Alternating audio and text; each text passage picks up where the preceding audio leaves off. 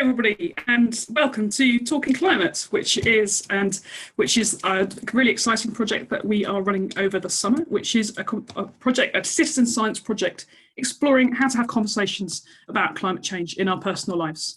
We're really excited to say that we have had more than 400 participants from around the world sign up to this programme. So I'm really excited to be able to greet people, I hope, from the UK, from North America, Germany, Belgium, India, Canada, Nepal, Mexico, Hong Kong, Bangladesh, and many other places around the world. This is really exciting for us because at the moment, the vast majority of climate change communications research has been done outside only a very small number of countries, just in the UK and North America, in a few Western countries. So as far as we know, the project that we're kicking off today is the biggest and the most in-depth exploration of peer-to-peer exchanges on climate change, certainly that we've ever done and that we are aware of.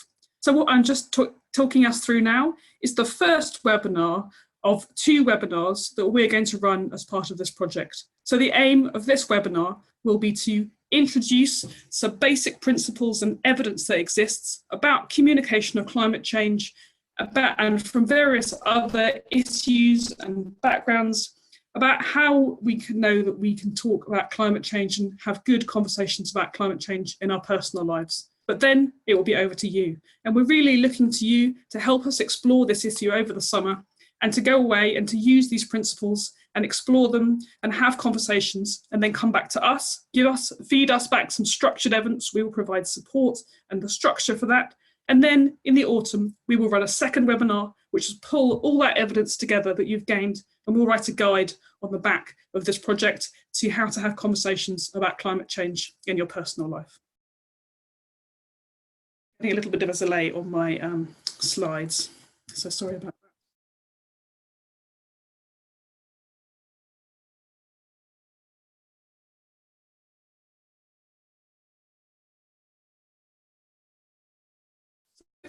To introduce myself, my name is Robin Webster, and I'm a Senior Climate Change Engagement Strategist for Climate Outreach, and I just want to introduce Dorka Bauer, who's a community builder for our funders called Climate Kick, and Dorka will just quickly say hello. Hi, can you see me? Oh yeah, you can. You're fine. Yeah. Hi. So my name is Dorka Bauer, and I am a community builder at the Climate Kick Alumni Association. So we are about 3,000 people. We're scientists, researchers, experts. I would say some of our magicians, and there are also students and communicators, you name it, really. And we have been doing a sort of a restructuring of the community, and this idea actually was born from this restructuring because we really wanted to start acting and going out to the streets and just talking to people. So we are really, really happy to have so many of you here, not just from our community, but from other communities as well. If I saw correctly in the chat, there were a bunch of people from the Extinction Rebellion.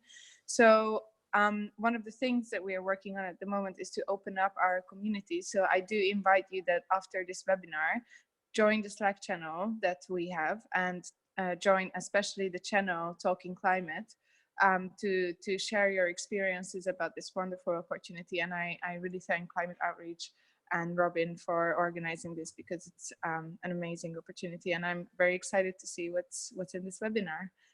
Enjoy, and see you on the Slack channel. Thanks so much, Dorka. So I'm just going to quickly outline some of the work that we do at Climate Outreach. We focus on advice, training, research and engagement on the communication of climate change. So we particularly think about how you talk about climate change to different audiences. So we've worked, for example, with the Intergovernmental Panel on Climate Change. We've done a big piece of work on visual communication of climate change. But we're also particularly focusing on how we can speak to concerns and values of different people around the world on climate change. Because as I said, very little research has been done outside just a few key countries. So that picture in the slide at the top left is from narrative workshops that we have run in India. Just to give a very brief overview of the project that we're running now, what we're going to do is provide you with a bit of input and advice on how to have conversations about climate change in your personal life. And then you'll be able to go away and have those conversations in August and the first half of September. I'm going to ask you to feed back to us by the middle of September. That's September the 17th. And then in October, we'll be working on another webinar and a report which is going to pull together all that data. I'll give you a little bit more on that later. Now, I'm going to give you a little bit of background on some of the research that exists. This is from the Social Science Evidence Base on Communication of Climate Change. Now, you won't be surprised to hear that people around the world, if you ask them, are really concerned about climate change. And this isn't just for westernized or privileged countries where people have time to sit around and think about kind of peripheral issues. It's not surprisingly in parts of the world that we know are going to be really fundamentally affected by climate change. So you'll see from the graph I'm showing at the moment, if you add up the brown, the orange and the grey graphs, you get to the vast majority of the country saying they are at least somewhat worried about climate change. And actually, it's in nearly all of the countries we see people, the majority of people saying they are at least very worried about climate change. However, you don't necessarily know that from the conversations that we have and the world that we live in. Because if you ask people what they're concerned about, it's very unlikely that they come back and they say climate change. This graph I'm showing now is from a 2015 survey in the USA where they asked people, what are you concerned about? And you see here, issues unsurprisingly coming out, talk about issues with the government, immigration, unification of our country, the economy, but actually the environment is a very small subset of that. So unprompted, people are not saying climate change if they're asked what they're concerned about. So what we're seeing is something that we've called climate silence. There's a kind of socially constructed silence around climate change. It's something that we don't talk about that much in our personal lives, that we don't see talked about that much in society. Now you might be questioning this right now, and that's because it's in the process of changing as far as we can observe. But this is what we've seen from the data so far. A climate silence, just to give some evidence base behind this, this is from a survey in the USA, and apologies again, so much of the climate communications research is USA, UK based from just a few key countries. If you look at this brown line, you can see that nearly 70% of people say they rarely or never have conversations about climate change. That's data from 2016. Now, I know that the people I'm talking to on this webinar are a fairly unusual group because in the survey the data we asked you to fill in, 3/4 of people on this webinar said that they had at least 3 or more conversations about climate change with friends or family in the last month. But just to reiterate, that makes us quite an unusual group. And because we're having conversations within our own communities and societies, there are many people that very, very rarely talk about climate change at all. And that means as a part of this project, if you have a chat about climate change with somebody outside your social circles, somebody else sitting next to you on the bus or whatever, it might well be that that's the first conversation they've had about climate change with a stranger ever, or the first conversation they've had about climate change this year. So why do people find it hard to talk about climate change? Often this issue is framed very much as an overwhelming and disastrous problem with no solutions. In the survey that came back to us when you filled in data for this webinar, 70% of you said the reason that people don't talk about climate change is people don't know what to do about it. And 53% said people don't like talking about scary things. So if you kind of weave those two things together, there's a kind of perception of an overwhelming and a frightening problem, and an idea that we're not really sure, particularly as individuals, what we're going to do about it. Now, I think if we reflect upon that, it feels quite strange because certainly from a personal perspective, I feel that there's lots of little bits of advice out there, about how to reduce my carbon footprint, how to campaign. But somehow, for many people around the world, there's a feeling that they're not really sure what to do about climate change, and that it's a kind of overwhelming and difficult problem that with no solutions that they really understand what to do about in their personal life. Second reason why people really struggle to talk about climate change is this feeling of kind of it's your fault, you're to blame. And I'm sure many of you may have also had that experience as I've had of saying that you're concerned about climate change and then getting often quite a defensive reaction, or somebody sort of turning around to you and telling you how many times they haven't flown in their life, or talking about other environmental issues, about whether they recycle. And this is kind of a feeling of defending themselves against a feeling of being attacked, being told they're a bad person. And of course, people find it very hard to talk about an issue that's so kind of invested with feelings of kind of blame and shame. I mean, that's a difficult conversation to have.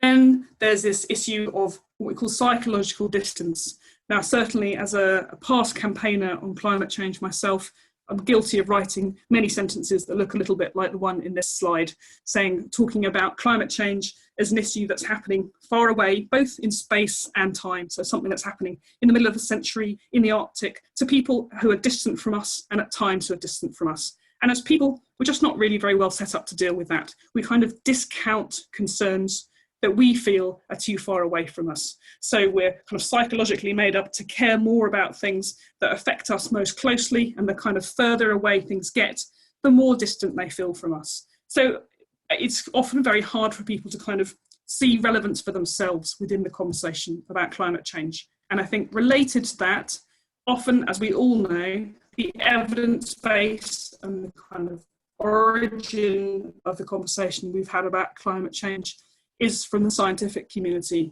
It's lots of facts, lots of graphs, lots of technical terms involved in the conversation. And again, that's something that feels not very relevant to people's lives. And it also feels like you have to have, it goes sort of into the rational brain rather than the kind of irrational emotional brain. So it's something that it's hard for us to engage with as people, to feel as something that really affects us personally and fundamentally.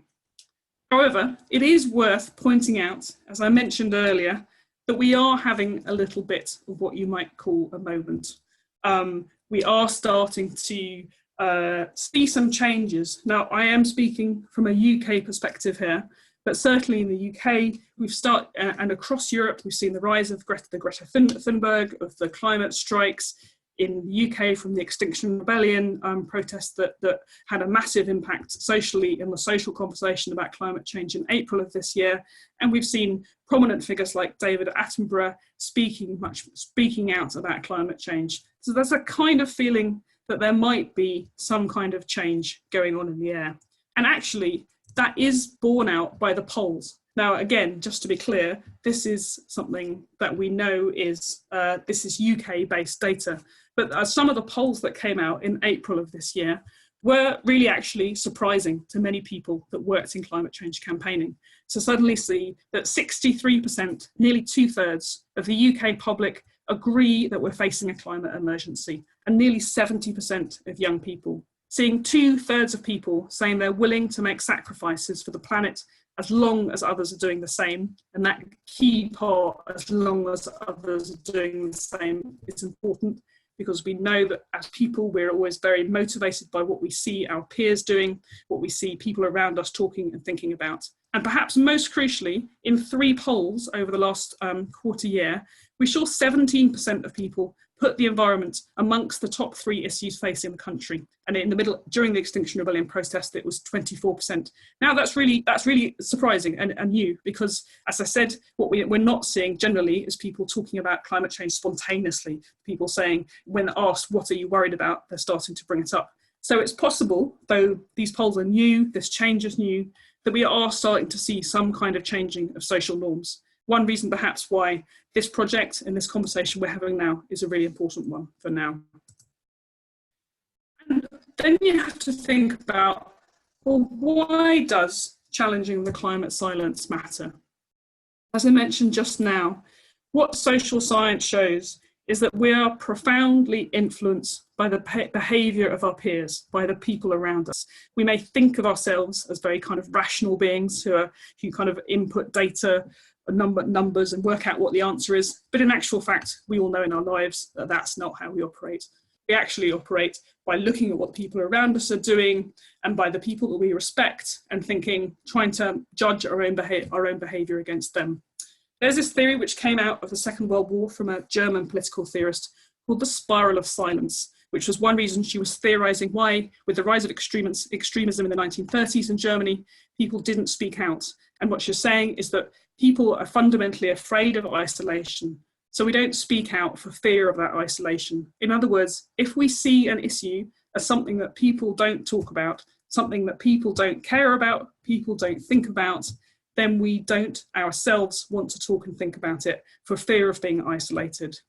And then if you look on it on a more kind of systemic issue, though we all wish our governments would take the lead on climate change, democratic governments do look to their populations for support for the actions that they want to take. They won't take the really significant and fundamental changes that we know that's needed without knowing that public support is out there. And we know from the scientific evidence base that has come out over the last year quite how quickly and profound we need that change to be. If we're going to limit temperature rise to 1.5 degrees centigrade by the end of the century, it really means profound and rapid change, and that profound and rapid change happening over the last 5 years. That is only going to happen with social consent. That's only going to happen with a feeling that society has agreed to it, society is pushing for it, and that social consent can only happen as a result of conversations. So just to take a little bit of step back, think about conversations in practice. What do conversations about climate change look like? And I think it can be quite easy to assume that a project like this is going to consist mainly of trying to talk for 45 minutes to somebody who tells you that climate change doesn't exist. But actually, if you think about it, we have lots of different sorts of conversations. We have conversations with people who are close to us and people who are not so close to us.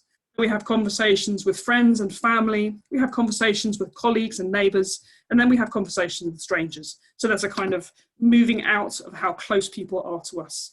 We have conversations where we started it, we have conversations where they started it.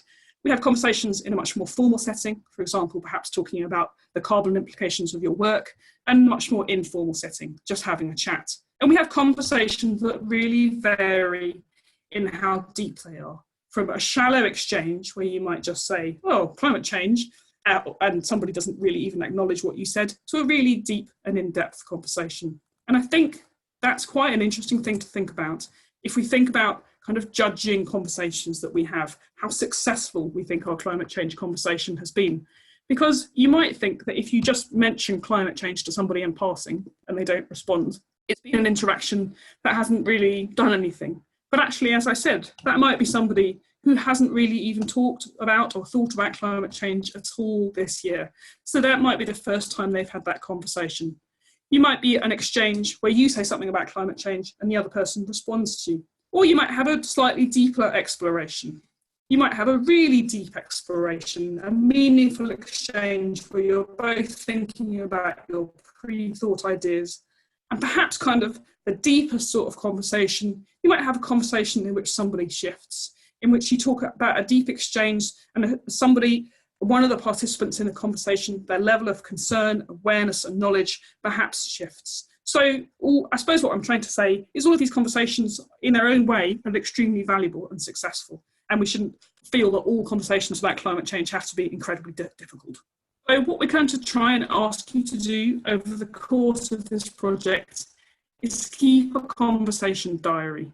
And we'll provide you with structure, so that is quite an easy thing to do. What we're hoping is that everybody who participates in this project is willing to have at least 5 conversations over the summer, that is over the next 6 weeks, about climate change. And if you're at the really lowest level, that might be 5 conversations in the bus or on the tram where you just mention climate change to the person next to you. Or you could try and have a conversation like that every day if you want. Or you could try and have 3 or 4 conversations that are really in depth, and maybe several conversations that are just an exchange. It's up to you, but what we're really hoping is that everybody will at least try and have 5 conversations. Every time you have a conversation, we're asking if you could record some really basic information. We will provide you with a structure and a template for doing this, but that information will be sort of what sort of conversation it was, whether it was a very in-depth one or just an exchange, who it was with, who started it, and crucially, which bits of the advice from this webinar you found the most useful and which bits were perhaps less useful. From that, we want to start to draw out what is the easiest, what advice people need, what support people need in order to have really good conversations about climate change. So, having said that, I'm going to dive into some of the ground rules for effective conversations. Now, this information we've drawn this from quite a wide range of sources. So, as I've said, climate outreach has been going for 15 years, and there's at least 2 decades of social science research out there on how to communicate about climate change. So we have Talking Climate, which has been written, which pulls together a lot of that evidence, and another book written by my boss, George Marshall. So we have those books summarise some of the social science evidence base. But also what we've done is we've gone and looked at different sources which are out there. Some of you may have encountered nonviolent communication. Some of you may have encountered other sources. So we've also used some advice from Martin Luther King. We've looked at advice to people who are of faith, who want to speak about their faith to other people who are giving advice to people who are talking to their family about their sexuality. We've looked at a political book which was written during the Turkish elections this year, advice on communication about how to change your behaviour to medical people in the UK. So as you can see, there's just quite a wide diversity of sources. And what we have found is that though those sources come from very different backgrounds and different places, they actually give us quite a clear commonality and advice on how to have really good conversations about topics that can be quite difficult. I'm just going to show you a summary of that now. By the way, don't worry about taking screenshots of these slides or having to worry about absorbing it all now. What we will do after this webinar is, within the next couple of days, we're going to send you the slides for this so you can have another look at it more in depth. We'll also send you that with a few more resources to support you. Don't worry too much about all the details that are on this quite long slide, but I wanted to give a sort of little bit of an outline, I guess, of the summary advice that's come from all those sources.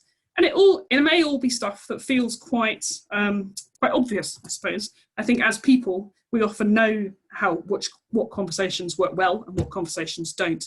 And if I do this in a workshop context, you can ask people. People will often tell me all of this advice. But I think it's quite nice to have it laid out in this way. So just to run through it really quickly.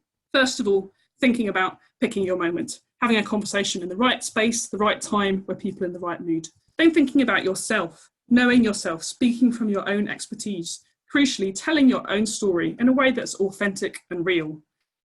Finding out what you have in common with the person you're speaking with and connecting with them. And then talking about specifics of climate change. Crucially, respecting the person you're talking to, not blaming and shaming them, but asking questions from them, learning from them, having a mutually respectful exchange. Then I think an issue which is perhaps really unique to us dealing with conversations about climate change, but finding ways of dealing with our own grief and the sadness that arises in us when we talk about these issues, but somehow finding a way to avoid despair in conversations. Then shifting towards action and the long term. And finally, I think perhaps most importantly, enjoying ourselves. And this project that we're asking you to participate in really is a kind of a pilot project. It's an experiment.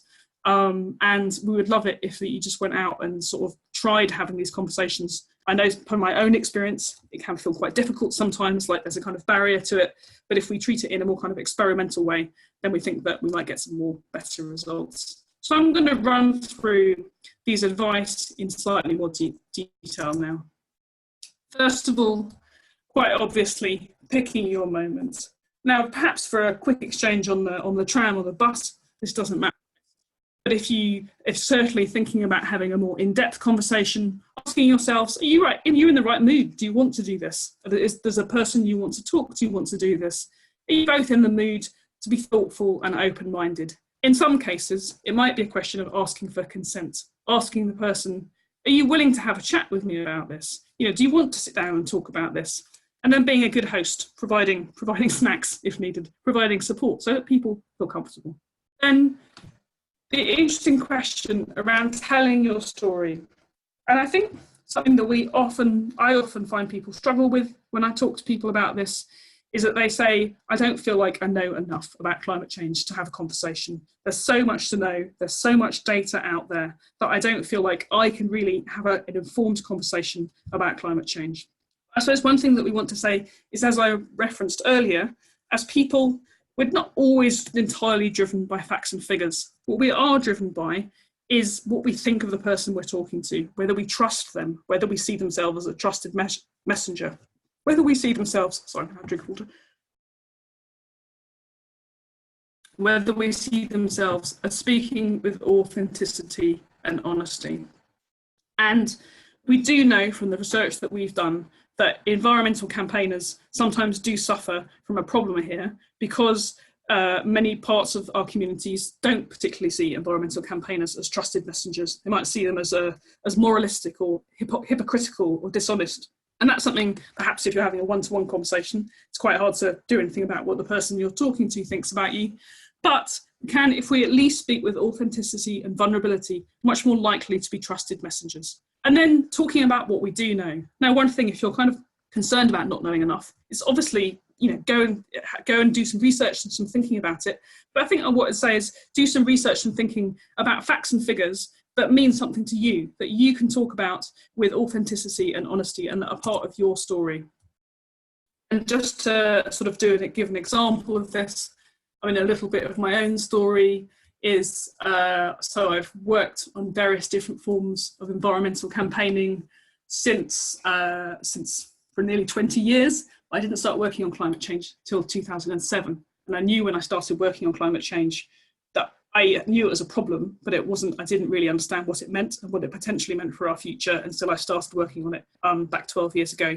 And I have a very clear memory and feeling of that Christmas, of sitting with my family and feeling very isolated from them and feeling like they didn't get it and that I couldn't have a conversation with them. And I know that since then, in the years that I've been working on this issue, I've really kind of cycled through different emotional states with regard to how I think about climate change. And sometimes it's really kind of hit me again. I think it really hit me again towards the end of last year when the IPCC's 1.5 report came out. I read some of the papers that underscored that, and it really, hit me emotionally once again. But sometimes I feel much more resilient. I know the thing from my own perspective that makes me feel more resilient about it is when I know I'm doing good work, that I'm doing good work that matters on climate change. And so for me, that's become a major focus. So that's a little bit of my story. Actually, I didn't really talk about too many facts and figures there at all. But what we do find is that you might even want to kind of sit down, get somebody to ask you these questions, or ask them to yourselves, just sit down for 5 minutes. And you might find yourself almost like writing a little script for yourself, writing your own story. And certainly when I do this in a workshop context, this is the moment at which people start speaking with real vulnerability and honesty, and that's when it becomes powerful. So we don't need to know every single fact and figure about what's happening, about the impacts of climate change, in order to speak powerfully about it. Linked to that is the idea of kind of knowing yourself. Now, I've got a lot of this from different sorts of issues, particularly actually from advice to people of faith who want to talk about their faith. There's a sort of Christian perspective of kind of deepen your faith, know yourself before you go out and you talk to others, starting from the heart, being confident in who you are and holding your views.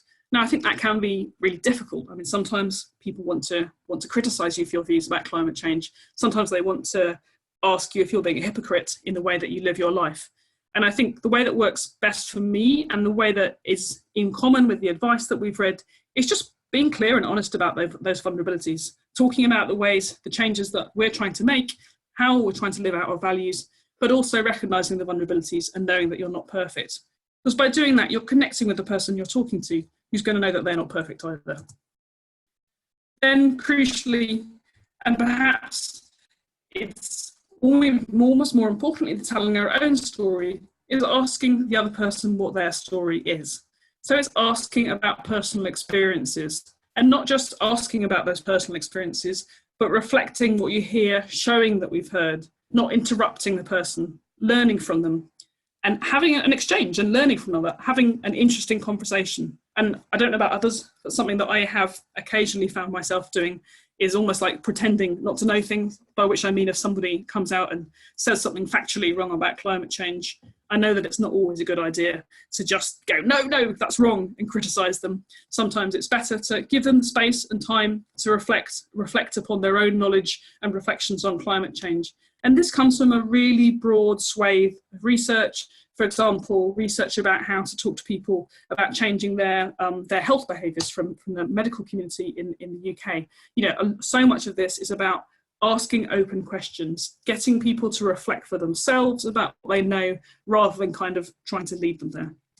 And linked to that very closely is the idea of kind of respecting your conversational partner. Not saying that something is good or bad or right or wrong, not saying that not trying to criticize or blame someone for their life choices, but just really genuinely really genuinely respecting them. And nonviolent communication principles, this phrase that comes from NVC, which is a whole area of thought, the idea of empathically receiving and observing the feeling and needs of the other, and then avoiding fear, guilt, shame, obligation, because they compromise connection. And then that means trying to avoid the temptation to win the conversation, because we might win factually, but it's probably not going to have much effect on the other person if they feel like they've lost. And I perhaps too rational a person myself to use the word love, but I'll leave it to Martin Luther King because he's got more cred than me. I love this quote from him: "The non-violent resistor not only refuses to shoot his opponent, but he also refuses to hate him." Center of non-violence stands the principle of love, and he calls love understanding and redemptive goodwill. So for us, this is the core to having good conversations about climate change. And as you said before, finding out what you have in common and connecting, finding out what values you share and what you both care about. In your body language, smiling, showing you're interested in them, using open body language, really genuinely engaging someone and addressing ideas that are relevant to that person. And I think linked to that, many of us may be concerned about talking to people who are very skeptical of climate change. Often these are people who come from a more politically right perspective. But I think we also all know from our personal lives that people that have a different value base to us, or people who might vote different politically, we're always going to find that we have something in common. And we at Climate Outreach have done quite a big area of work on how do you talk to people from the centre right. So for example, thinking about the values that are important to people of different political perspectives. People who have a more centre-right political perspective tend to find tradition more important, the idea of self-reliance, of conformity, of security. So talking about those issues, particularly someone from our family thinking about a joint sense of security. So though a conversation with somebody who's very sceptical of climate change might feel very different, basically, fundamentally, the principles and the connection and what you're trying to achieve is exactly the same. Talking about specifics, I suppose we're in both the great and the terrible situation right now. But climate change is really a conversation about everything.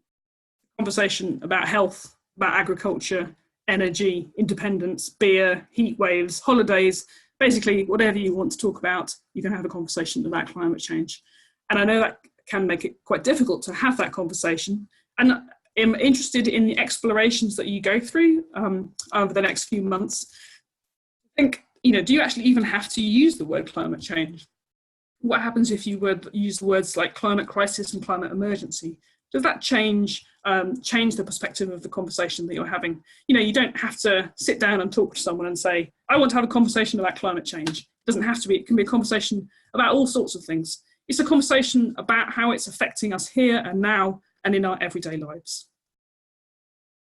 I think, again, as I mentioned earlier, it's a really crucial thing to think about the grief that climate change brings to us. And when I was first dealing with for quite a long time, I had written on this slide, not sure what to say here, because I think it's a really difficult issue, and actually it's a very personal issue. But I think from my own perspective, sometimes conversations about climate change, it can be very easy, particularly if you're speaking to somebody who is affected by it in the same way as you, to almost sort of like try and end up kind of drowning in despair. So I think the trick, or the thing that is important, is to try and not get in the way. If you're having a conversation about the impacts of climate change and you're speaking honestly about it, speak authentically and honestly in it, but sort of trying not to drown in that, trying not to hit yourself over the head with it. And I think for many of us, we have different ways of creating our own resilience to this issue. For some people, it's really looking it in the face and thinking about the future. Other people think about it in different ways, but it's kind of having a resilient approach to talking about a very difficult issue. And then crucially, the shift towards action. And I certainly know for me, this is kind of how I find a way of kind of dealing with the grief of climate change, is thinking about what I'm doing about it. That's very interesting social science, which is actually kind of in the process of emerging on the relationship between conversations about the very difficult negative aspects of climate change and how we respond to it.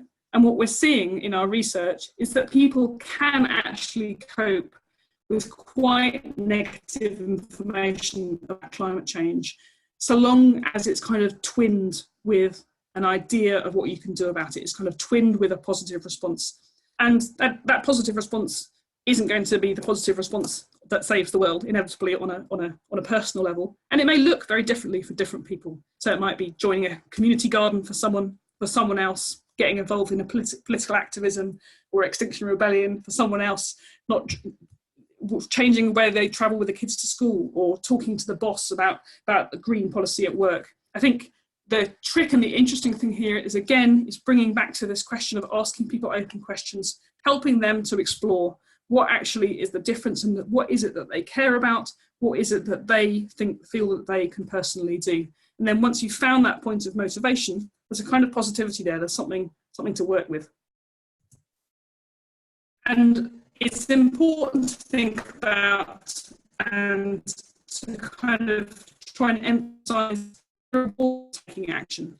We are essentially, when we're talking about climate change, just for caring about climate change. So emphasising the positive choices that you've made. I'm someone that's cared about climate change in a very non-confrontational way, but as someone who cares about climate change, this is what I've done. I've chose to take the train across Europe rather than flying. I knew it was a great deal more expensive, but I had the capacity to do that. And I felt that and actually ended up being really fun.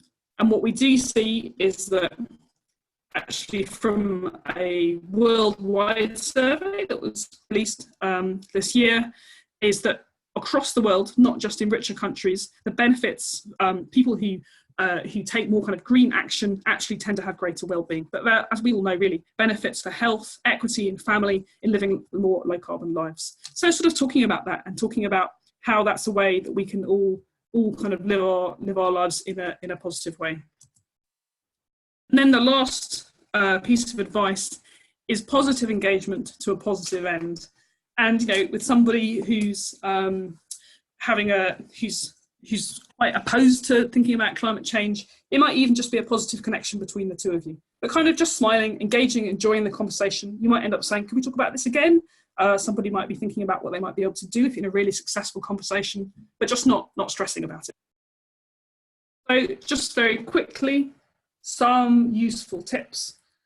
And thinking about particularly how we start having conversations about climate change. And I think sometimes this can feel like the biggest challenge to talking about climate change is actually how do you get going. And one thing that we suggest as a part of this project is that you might think about the kind of the really direct approach, just saying, actually, I'm participating in a project where we're experimenting with talking about climate change. I'd really love to know what you think. Can we sit down and have a chat? Just go in there, basically. Or you might find that actually that it's quite handy to have a prompt. So items you're wearing in a kind of health context, people talk about posters on the wall that are going to, some ways of kind of prompting somebody to ask you a question. In a workshop I gave last week, somebody recommended putting a low carbon sign on your dog. I'm not sure about that, but finding ways in which to explore somebody approaching you. Or this kind of idea of kind of splicing it in, so a conversation that's already going on. So from my own perspective, I'm somebody that works in this area, and that means that these conversations often come to me, to be honest, because I say, this is the job that I'm doing, and somebody will start responding to me, start talking to me about that. Or as I said before, because climate change is a conversation about so many different things, it's a conversation about lifestyle, where you go on holiday, what you drink, what you eat, all the rest of it. You can mention it. Somebody mentioned last week, just mentioning that they don't take milk in their tea and why. Or it might actually come to you, somebody might actually start talking to you about climate change, and then just responding in a kind of really informal way and saying kind of, what do you think? So this may be a little bit of a summary, but we feel it's quite helpful, is that having a kind of overall structure of a good conversation. So kind of just thinking about, first of all, kind of validating what the other person is saying. So there's lots of phrases you can use that are kind of thinking about saying, well, yeah, I didn't really think of it like that. And actually, I really agree with that. Thinking about if people are struggling with changing their lifestyles, actually talking about the struggles that you're having yourself. So validating their experience. And then again, as I said before, relating that to your own experience. So relating that to what's your own story and your own experience of climate change. And then asking really open questions. Just asking what somebody thinks. What do you think about climate change? What do you think is going on with this?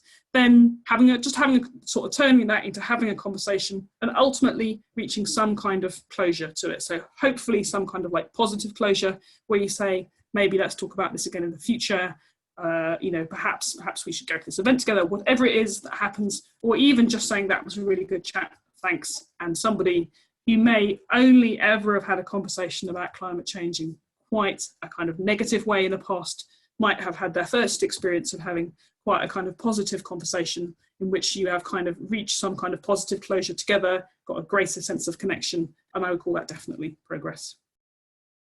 So what I want to do as a last point is kind of run through what happens now. Like what is this project going to look like? And what hopefully it will be asking for you and that we'd like you to participate in. And then hopefully we should have some time for some questions. So just to run through what the project looks like. So as I've said before, we're going to be asking you to keep a kind of diary of the conversations that you've had. We're going to we'll send you an email within the next 48 hours that kind of sets out ways of feeding back to us. Each conversation, it will be a very like a 2 or 3 minute job of just every time you've had a conversation, plugging that into a spreadsheet and then ultimately sending that back to us. And then also we're going to be offering you some support. So what we'd really like to do is kind of build a community of people who are experimenting with this method over the summer. So you should have received an invitation to a Slack channel, which is an online discussion forum for those who haven't encountered it before. I think there may have been a mistake with the link that was sent out, so apologies for that if you'll get a different one if you struggled to get in. Then we'd love to get the hashtag Talking Climate trending on Twitter. And a little bit later in the process, we may write to you asking you if you're willing to take some video clips. So for example, if you've had a conversation with somebody in your life, maybe kind of just videoing yourself talking about what that experience was like. You could even reflect on it with the person if you like. This is all kind of in the process of kind of gathering data. Then we'll send you a slightly longer survey, probably something that would take about hopefully 20 minutes to fill in by September the 17th. And then we will crunch all that data. We'll have another webinar about 2 weeks after that, and then we will produce a guide to communicating climate change after that. And during this process, we will be keeping you up to date. We'll be posting in the Slack channel. You may get irregular emails, just kind of, so do let us know if you don't want to receive those emails, and we're happy to take you off the list. So that is the sort of brief outline, and we do actually have 10 minutes left for questions. Tara, are you happy to manage that process? Thanks, Robin. Yes, no problem. So if any of the attendees have any questions, you're very welcome to type them into the chat window. And what I'll do, Robin, is I'll keep an eye on the questions coming in and I'll let you know, and then you can answer them. Just to give us a couple of minutes while we're waiting, I could actually run through some extra useful quotes, which I was also planning on sending you, about different ways of kind of almost like creating that script for how to talk about climate change. So in basically this process about validation. So these are just kind of obviously ideas and thoughts that we have, and you may have very different ones, but we're going to send you this script when we send you in we'll send you the slides so that you can kind of have a look at these and have a think about them. They may look very different from your own experience, but yeah, just to experiment with that.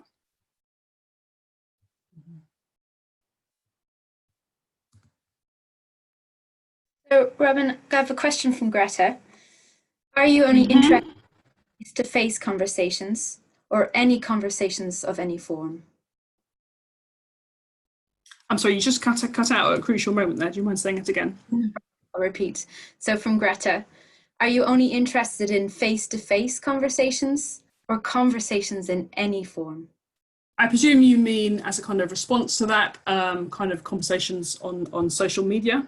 And this is primarily a project about conversations face to face, and that's partly because I guess we feel that there's an element where people we don't talk that much about how much we socially engage with climate change with the people around us. So we might be having extremely energetic arguments on social media about it. We might even be talking about it at work if it's something that we work on. But it seems to be even those of us that work in this area often kind of struggle to talk about it on a personal sort of day-by-day basis. So that is definitely what's core to this project, and that's probably something that we'd be, when we're talking about having conversations, we're pretty much more thinking that. And that, though obviously any kind of insight on social media experiences are really interesting, but perhaps kind of less core to this project. Okay, so 2 questions that came in from Pauline. Would you recommend the IPCC report as the best resource for finding facts or other places to research? And she also asks, is there any specific advice or different approaches you would advocate for talking climate with young or vulnerable people? That's a very interesting point. So just to take those one by one, you can certainly try diving into the IPCC reports. Anyone who's ever tried to read them may know that they're not written in the most accessible text. So, I mean, there's some really fascinating stuff in there, but it's quite hard work. I think if you're sort of looking for facts and figures and just kind of trying to negotiate your way around it, there's some quite good websites, and perhaps we can highlight these in the emails that we sent you. I'd recommend an Australian-based website called Skeptical Science. They do some really good kind of fact-based stuff, and they do rebuttals of sort of more or less every climate skeptic argument you've ever heard of, at kind of different levels of in-depth. It's also a UK-based website called Carbon Brief, who are slightly kind of more techie, but they do some really good stuff, and they're very kind of very up to date. And Carbon Brief do a kind of daily email which you can just sign up to, which is a really nice and easy way of kind of keeping up to date with the latest climate science as it comes through in quite a kind of just sort of low level click on it in the morning kind of a way. I think the specific advice on different approaches for talking about young or vulnerable people, that is a really interesting question. There's actually a kind of whole area of evidence base about talking to younger people. There's often kind of an assumption that younger people are perhaps more concerned about climate change than the older generation. It's not, the evidence base doesn't wholly bear that out. There's a little bit of younger people are sort of somewhat more concerned, and obviously we are kind of seeing a rise in high levels of quite a strong movement arising from the younger generation at the moment, but it's kind of not really universal. They often have to kind of it's really I guess a question of considering. Again, this question of like just considering where somebody's coming from.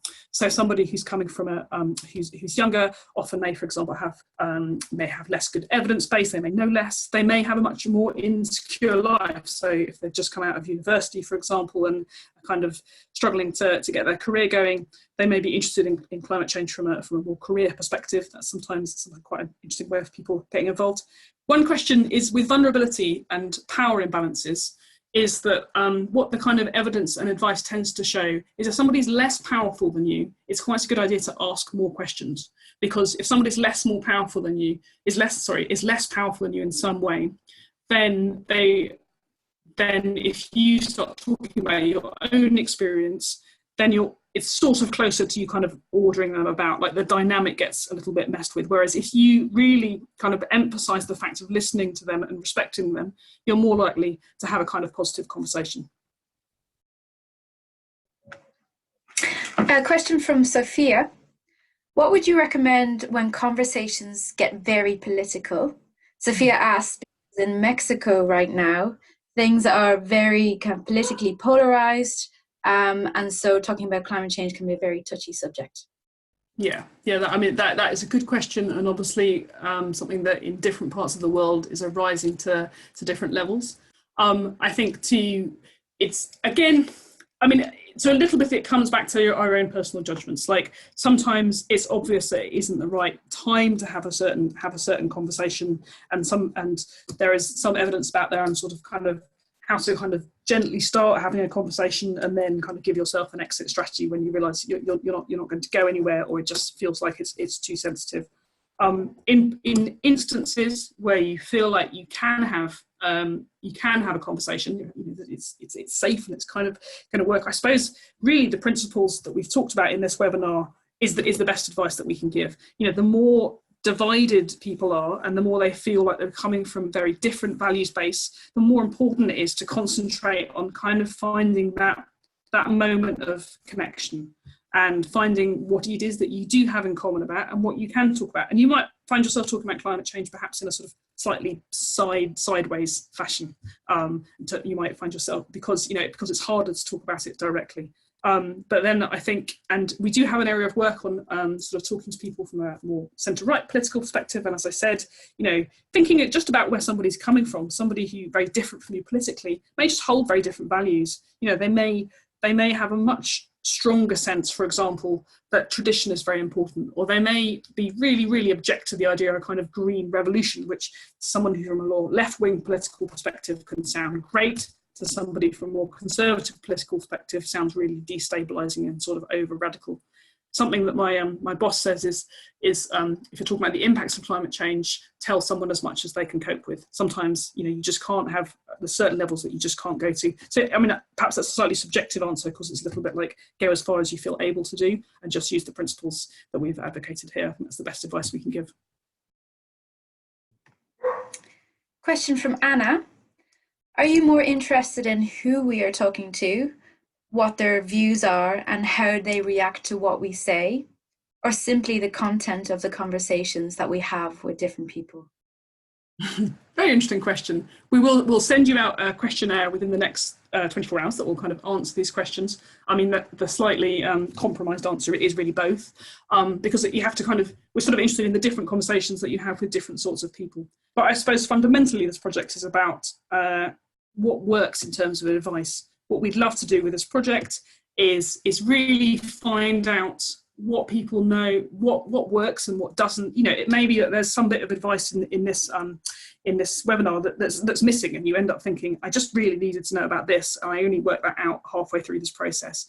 Then if we find that out, and then lots of people tell us that, we'll be able to create a much better document, a much better workshop on the back of this project. And as I said, this evidence base is drawn from a very diverse set of sources. It's the kind people have tried to bring it together before in the past, but never really this systematically, and have never really experimented with this in this way. So there's an element to which this is an experiment, trying to work out how well these principles work, when do they not work, what do we not know. We love your feedback. That's why the Slack channel is so important to us, and to tell us what you think we're getting wrong. Because that's really how we're going to learn, and that's hopefully how we can create a set of workshops off the back of this that can really run and help people to learn how to talk about climate change all around the world. And just one final question, Robin, and then we'll let you close the webinar. From Selena, what do you do when you're trying to talk but people insist on joking or not taking you seriously? Interesting question. I don't have an immediate answer to that. I mean, I think it's such a subjective thing, isn't it? In some cases, and the relationship you have with some people, then you end up with quite a jokey relationship with them. The principles of nonviolent communication are really interesting here, and actually I just recommend Googling them. Like, you can look it up on Wikipedia, and it's really, really interesting. Because nonviolent communication is essentially often about about creating an environment between the two of you, which is really honest and authentic, and kind of sitting down with somebody and going, I really care about you, I really care about my relationship with you, and I want to tell you about how I feel about this issue, and I'm going to listen to how you feel. And then, so that's kind of very kind of deliberately putting, I mean, it's a slightly radical thing to do sometimes, but it's kind of deliberately putting yourself in quite a serious space, almost sometimes by making yourself a little bit more vulnerable and being willing to say, actually, I want to have a serious conversation with you now. Kind of depends on the person, obviously, but I think that's the best advice I can give. Thank you, Robin. Thank you very much, and great to see you all on the chat. I'm really excited that everyone's in this. We're really stoked that 400 people are willing to participate. So look forward to chatting to you on Slack, and look forward to hearing from all your experiences. It'd be really great to hear about them all. Bye. Bye, everybody.